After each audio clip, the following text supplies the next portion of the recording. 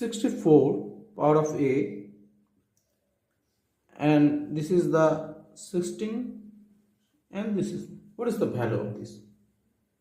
First we can write the 64 is 26a, and this is we can write this 4, and this we can write 3, right of this. And now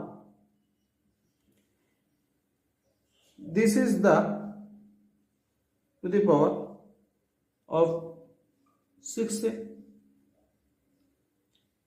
and this we can write that the power, this we can write this, and this we can write the 3, and this is power, so half, and this is the total half power.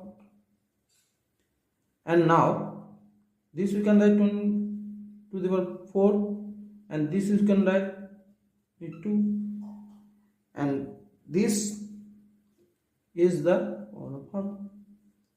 And now this 2, and there is 4 plus 3 by 2, and this is the power of half. And now this 4 plus by 2, so 2, this 8, and 3, this is the 11 by 2, and so there is 11 by 2, and this is the half, and 11 by 2, and this is the half.